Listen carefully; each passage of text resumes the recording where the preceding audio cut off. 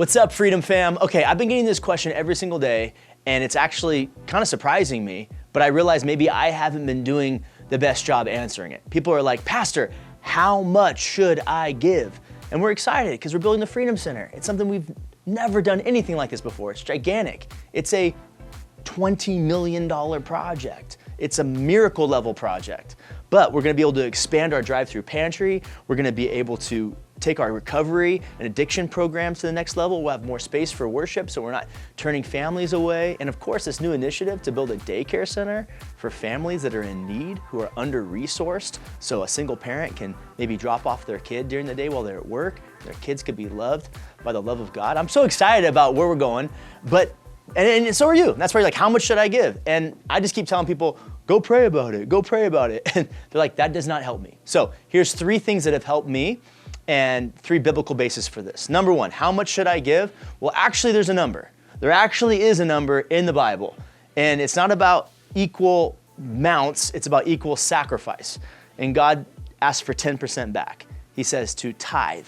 Tithe means 10 of your income, 10%. That's really the biblical standard of giving. I had a friend the other day tell me, he's like, dude, I know a church where everybody gives 10% and that's how they fund everything. How crazy is that? Can you imagine giving 10%? And I was like, that is crazy. And I can't imagine that because I've been living like that. And there's a core of people at our church who have that level of faith, and it changes everything. And once you begin to live by God's way of handling money, you're never the same again. It changes not just your life, but it changes your heart. It changes the way you trust Him. It says in Deuteronomy 14, the purpose of tithing is to learn how to trust God and to put Him first. And when you're living off 90 and giving God back 10, He says in Malachi chapter 3 that He's in a position to bless you more than you can handle. He says, you know what? Stop robbing me and test me. He goes, give me the full tithe. Watch what I'll do. And so we have this thing called the tithe challenge on our website. And even when I say that, that sounds so gimmicky, the tithe challenge.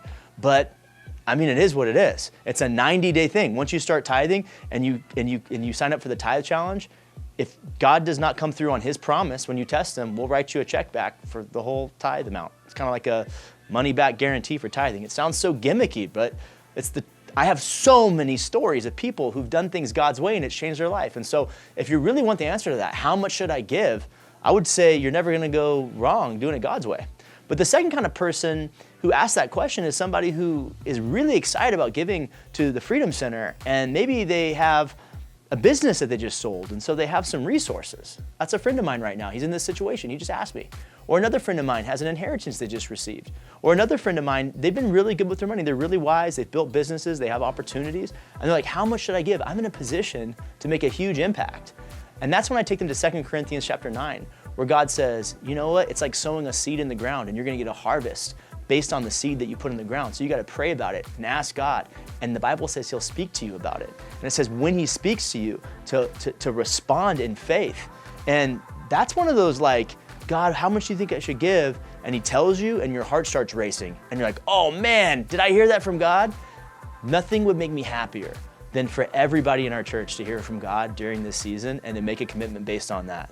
So I would say do that, then make a commitment, follow through with what God's told you, and buckle up, because what an exciting ride to be in that position, making a huge impact in the Freedom Center and the Valley and people's lives, but also in your relationship with Him. And the last person is the person who just doesn't give it all, and maybe you're new to faith, or maybe you don't trust churches with money, and you know this is really new for you.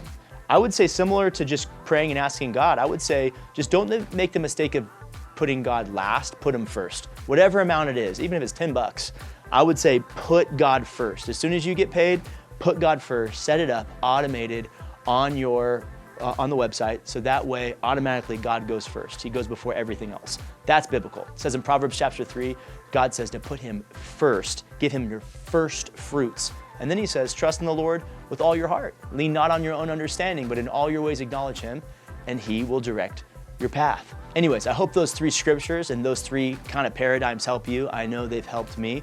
I know God's working in your life. This church family that you're a part of, it's an exciting time. Thank you guys for making a commitment, and I'm excited to see what God's gonna do, not just in your life, but through your life because of your faith and generosity.